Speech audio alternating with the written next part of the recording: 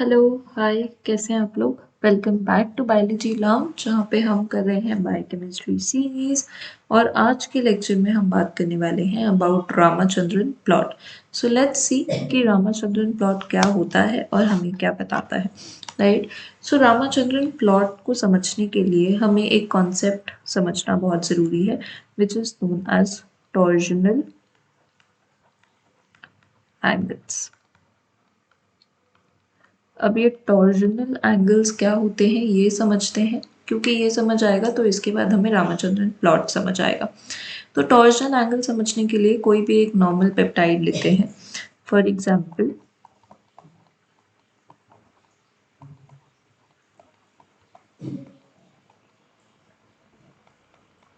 ये एक normal peptide है, राइट। इस पेप्टाइड में अगर हम देखें तो this is one repeating unit, that is this is one amino acid. Bar bar different amino acids repeat होते हैं और एक पॉलीपेप्टाइड बनता है, राइट।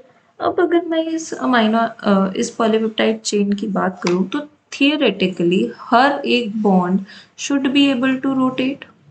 ये भी रोटेट करना चाहिए, ये भी रोटेट करना चाहिए। I am talking theoretically. अगर मैं थियोरी के हिसाब से या जो चीज़ें होनी चाहिए उनके हिसाब से अगर मैं बात करूं तो every bond should be capable of rotating. हर एक बॉन्ड रोटेट कर पाना चाहिए। लेकिन क्या ऐसा एक्चुअली में होता है और क्या ऐसा एक्चुअली में होना फीजिबल है? आप एक चीज़ याद रखो कि अगर हर एक बॉन्ड रोटेट कर पाता तो बहुत ही एरिटिक फोल्डिंग होती। बिल्कुल भी जैसी फोल्डिंग हमें चाहिए वैसी फोल्डिंग नहीं होती। If every bond was capable of rotating तो एरिटिक फोल्डिंग होती। लेकिन हमें एरिटिक फोल्डिंग नहीं चाहिए, हमें बहुत ही सिस्टमैटिक फोल्डिंग चाहिए। कुछ भी उल्टा पुल्टा हमें नहीं चाहिए। तो वो उसके लिए हमारे सिस्टम ने, हमारी बॉडी ने क्या किया, अगर आप ध्यान से देखो CONH बॉन्ड, अगर आप इस बॉन्ड को, इस पेप्टाइड बॉन्ड को, ये पेप्टाइड बॉन्ड ही है, मैंने आपको ऑलरेडी पिछले लेक्चर में समझाया था that CONH bond is known as peptide bond. तो अगर हम इस पेप्टाइड बॉन्ड को ध्यान से देखने की कोशिश करें तो आप देखो these electrons can get transferred to oxygen, क्योंकि ऑक्सीजन इलेक्ट्रोनेगेटिव है और इस N के पास लोन पेयर है तो ये लोन पेयर यहाँ आ जाएगा क्योंकि C पॉजिटिव चार्ज हो जाएगा। बेसिकली नेक्स्ट स्ट्रक्चर क्या बनेगा, CO माइनस, C पॉजिटिव हो गया, NH, N के पास लोन पेयर है तो N बोलेगा कि चल ठीक है, तुझे इलेक्ट्रॉन्स की ज़रूरत है, मेरे पास एक्स्ट्रा है तो मैं तुझे दे देता हूँ। तो ये लोन पेयर ऑफ इलेक्ट्रॉन्स यहाँ आ जाएगा। तो नेक्स्ट स्ट्रक्चर कैसे बनेगा, CO minus double bond NH, ये स्ट्रक्चर बन जाएगा। तो अगर ये डबल बॉन्ड यहाँ पे बन गया तो अब क्या ये बॉन्ड रोटेट कर सकता है? नहीं रोटेट कर सकता, क्योंकि हमें पता है कि single bonds have more capacity to rotate as compare to double bonds. अगर डबल बॉन्ड आ गया तो रिजिड स्ट्रक्चर हो जाता है, तो रोटेशन उतनी फ्रीली नहीं हो सकती, राइट। तो बेसिकली इसकी वजह से, इस पार्शियल डबल बॉन्ड कैरेक्टर की वजह से मैं क्या बोल सकती हूँ, that free rotation is restricted along CN। Obviously इसके अलॉन्ग ही पार्शियल डबल बॉन्ड कैरेक्टर आ रहा है, तो यहाँ पे फ्री रोटेशन रेस्ट्रिक्टेड है due to partial double bond character. क्योंकि यहाँ पे डबल बॉन्ड कैरेक्टर आ रहा है, पार्शियल आ रहा है, जरूर हमेशा डबल बॉन्ड में नहीं रहता है लेकिन कभी तो रह सकता है। तो ये पार्शियल डबल बॉन्ड कैरेक्टर की वजह से free rotation is restricted around this CN centre. ये वाला जो बॉन्ड है ये फ्रीली रोटेट नहीं कर सकता। That means this system freezes and behaves like a planar ring. ये सिस्टम एक फ्रीज्ड सिस्टम की तरह रहेगा और एक प्लेनार रिंग की तरह बिहेव करेगा, that is it cannot rotate. इस लाइन का मोटा मोटा मतलब सिर्फ इतना है कि ये वाला जो बॉन्ड है, this bond is incapable of rotating, ये वाला बॉन्ड रोटेट नहीं करेगा। So now if I go back and look at this peptide का स्ट्रक्चर, तो हमने अभी भी जो बात की उसके अकॉर्डिंग ये वाला CN बॉन्ड तो रोटेट नहीं करेगा। NH C अल्फा कर सकता है, C अल्फा CO भी कर सकता है, लेकिन ये CONH बॉन्ड फिर से पेप्टाइड बॉन्ड रोटेट नहीं करेगा। Similarly this can rotate and this can also rotate. यहाँ पे C अल्फा होगा तो दिस कैन ऑल्सो रोटेट। तो इन सारे बॉन्ड्स में से ये दोनों बॉन्ड्स ऐसे निकल कर आ गए जो रोटेट नहीं कर सकते। सो द ओनली बॉन्ड्स जो केपेबल ऑफ रोटेटिंग रहेंगे वो बचेंगे ये वाले बॉन्ड्स, राइट। तो ये वाले जो बॉन्ड्स हैं, आप देखो इसमें अगर आप ध्यान से देखोगे तो जो सेंट्रल एटम है दैट इज C अल्फा।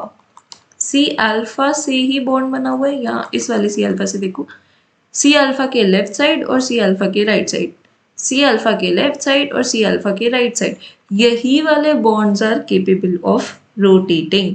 ठीक है, तो मोटा मोटा मैं क्या लिख सकती हूँ, that C alpha NH and C double bond O C alpha bonds are capable of rotating।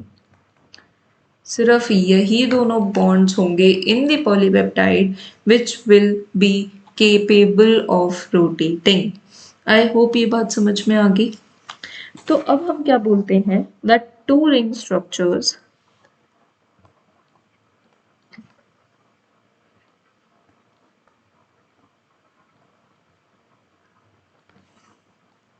capable connected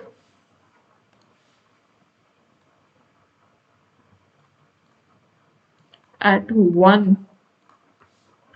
common center which is C alpha, then such rotations are known as torsional rotations।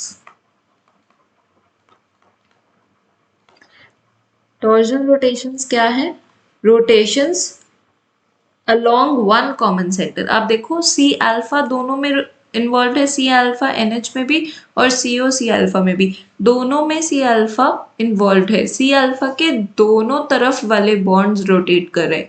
तो ऐसे bonds जो एक particular centre से होते हैं उन्हें हम बोलते हैं टॉर्शनल रोटेशंस। तो ये जो C अल्फा NH बॉन्ड जो रोटेट करेगा और CO C अल्फा बॉन्ड जो रोटेट करेगा, इन रोटेशंस को हम क्या बोलेंगे, टॉर्शनल रोटेशंस। और जितने एंगल पे ये रोटेट करेगा उसे क्या बोलेंगे, उसे हम बोलेंगे टॉर्शनल एंगल। समझ आया कि टॉर्शनल एंगल क्या होता है। Torsional rotation is rotation around one particular centre and जितने वैल्यू पे या जितने एंगल पे वो रोटेट करेगा उसे हम बोलते हैं torsional angles. Late me write that down for you. Values of torsional rotations are called torsional angles, और इसका दूसरा नाम होता है dihedral angles. So I hope torsional angles समझ में आ गए होंगे। तो अब अगर आप देखो इस पेप्टाइड के अंदर आपका जो C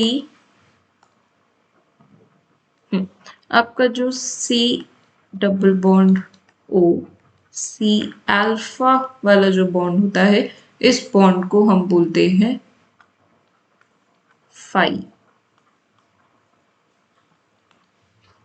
और C अल्फा NH वाला जो बॉन्ड होता है इसे हम बोलते हैं साई। क्या मैंने लिख दिया? सी अल्फा वाले बॉन्ड को आप बोलोगे psi, this is not phi, this is psi. और सी अल्फा NH बॉन्ड को हम बोलेंगे फाई। ठीक है, सी की साउंड आती है तो साई होता है और दूसरा वाला फाई होता है।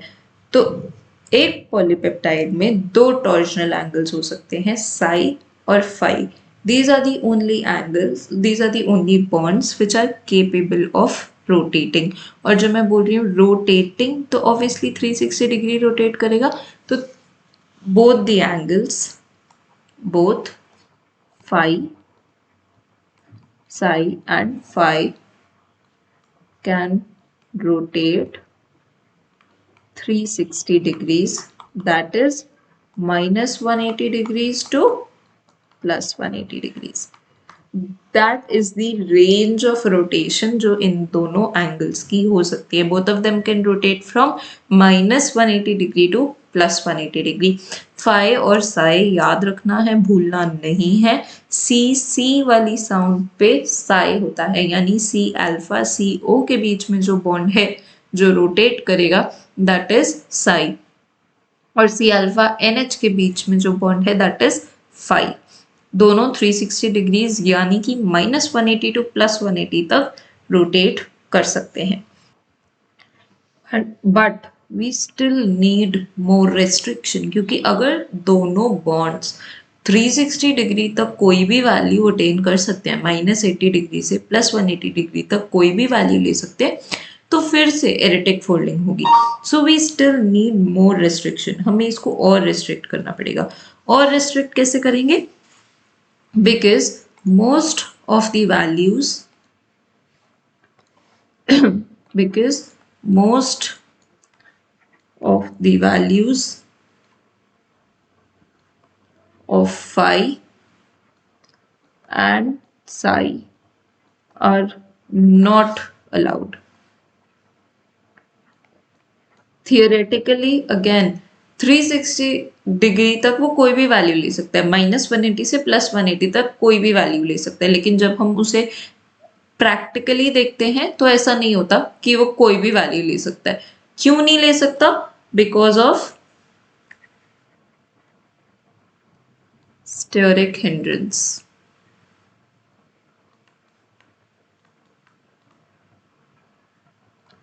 between the atoms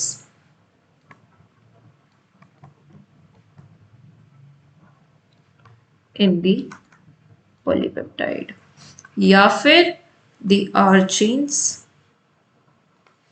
of the amino acids।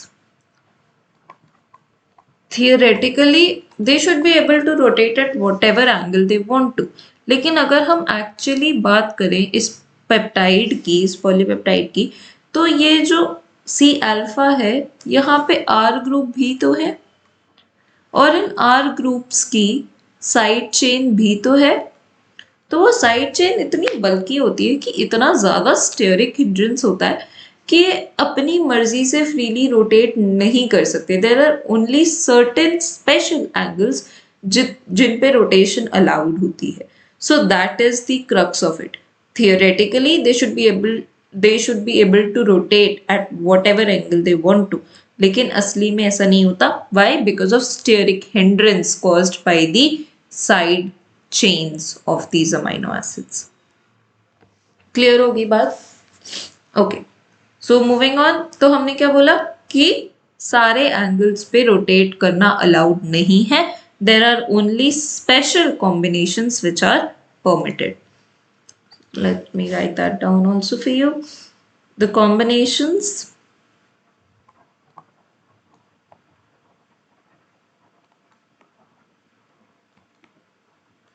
of phi and psi angles that are permitted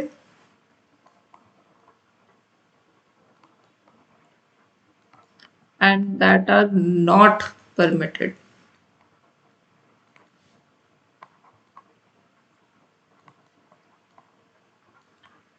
were first determined by G.H. Ramachandran.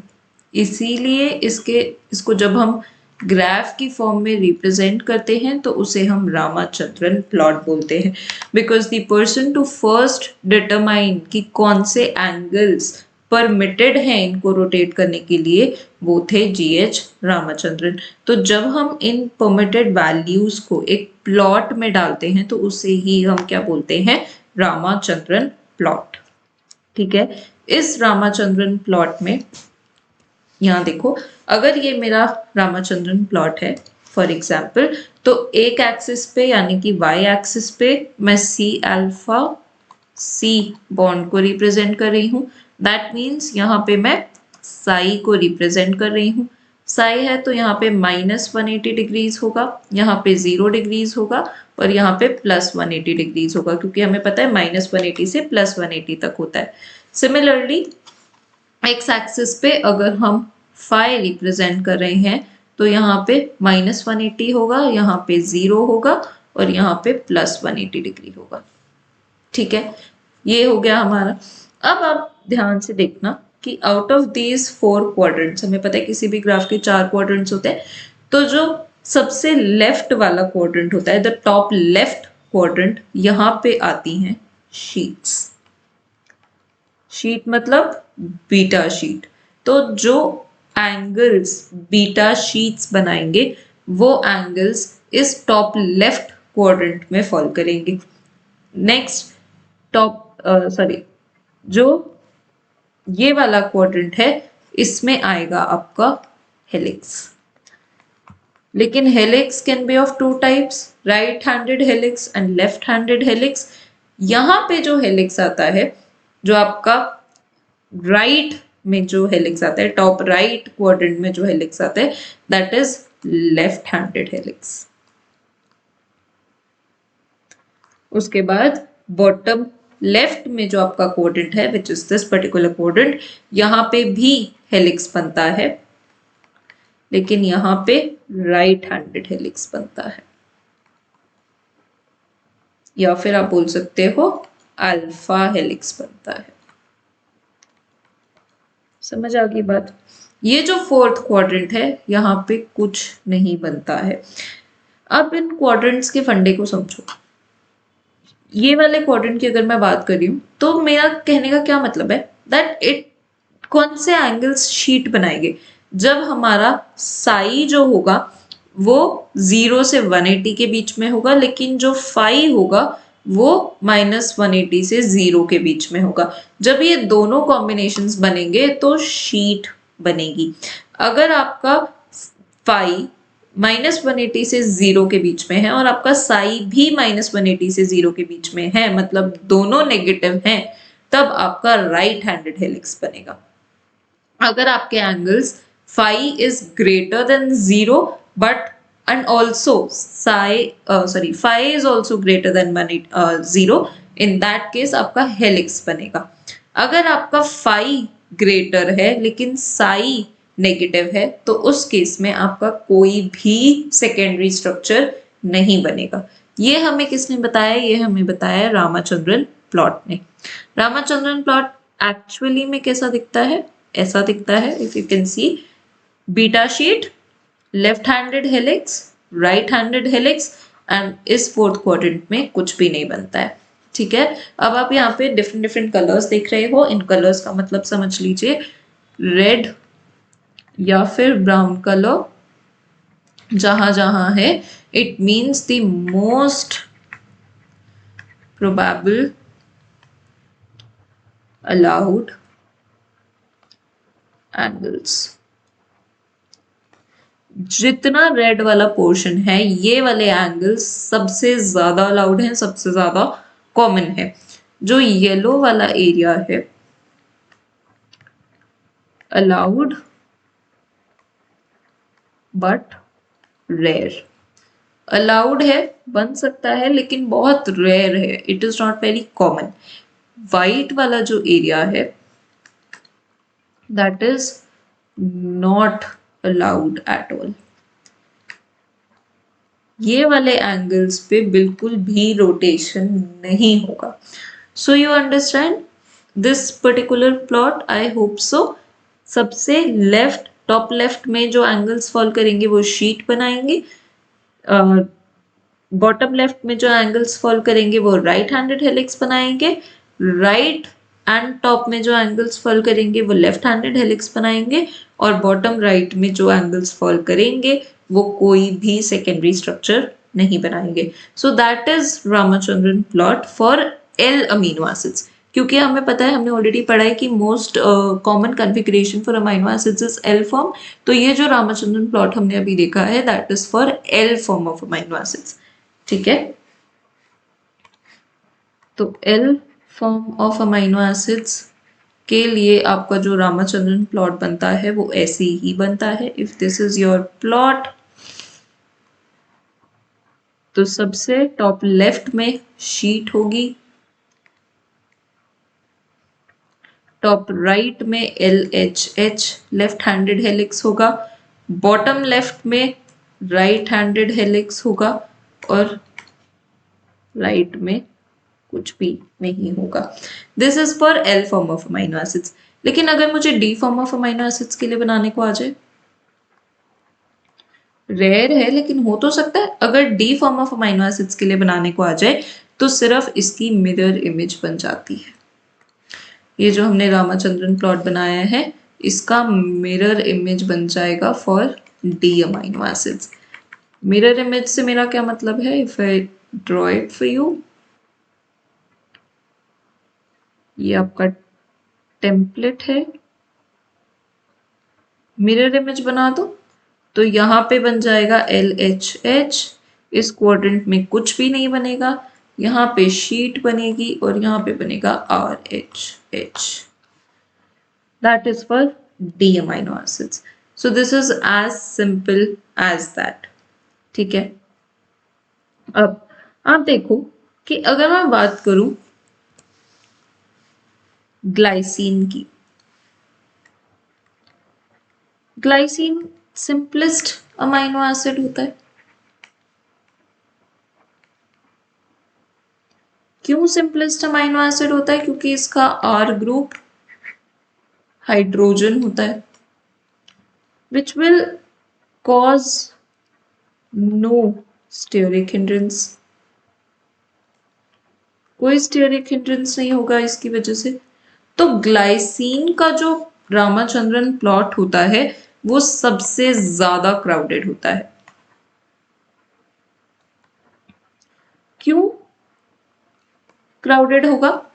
क्योंकि ऑब्वियसली हम बोल रहे हैं कि स्टेरिक हिंड्रेंस ही नहीं कॉज कर रहा है ना उसका ग्रुप, स्टेरिक हिंड्रेंस नहीं कॉज कर रहा है, तो सबसे ज्यादा एंगल्स अलाउड होंगे रोटेशन के लिए। क्योंकि एंगल्स क्यों नहीं हो पा रहे थे अलाउ? क्योंकि स्टेरिक हिंड्रेंस हो रही थी। अब इसका ग्रुप स्टेरिक हिंड्रेंस कर ही नहीं रहा है तो कोई रेस्ट्रिक्शन है ही नहीं, so most of the angles will be allowed. इसीलिए ग्लाइसिन का जो रामचंद्रन प्लॉट होता है वो सबसे ज्यादा क्राउडेड होता है, इट इज मोस्ट क्राउडेड। ठीक है, अब Ramachandran plot of proline. Proline ऐसा अमाइनो एसिड है, मैंने आपको पहले भी बोला था कि दिस इज एन इमीनो एसिड। इसमें इमीनो बॉन्ड होता है, सेकेंडरी बॉन्ड होता है, सेकेंडरी अमीनो बॉन्ड होता है, इसीलिए बहुत ज्यादा स्टेरिक हिंड्रेंस होती है, बहुत ज्यादा रिस्ट्रिक्शन होती है। इसीलिए Ramachandran plot of proline is the most restricted plot. तो ये दोनों हमें पता होने चाहिए। सबसे ज्यादा क्राउडेड होता है ग्लाइसिन का और सबसे ज्यादा रिस्ट्रिक्टेड होता है प्रोलीन का। और बाकी के जो 18 अमीनो एसिड्स होते हैं उनका बीच का होता है, जो कि प्लॉट मैंने आपको अभी भी दिखाया है। तो अगर मैं ग्लाइसिन और प्रोलीन का प्लॉट आपके लिए बनाऊं,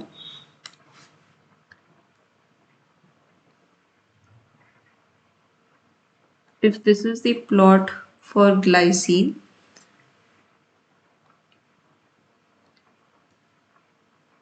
तो यहाँ पे ये पूरे स्ट्रक्चर में अलाउड एंगल्स होते हैं।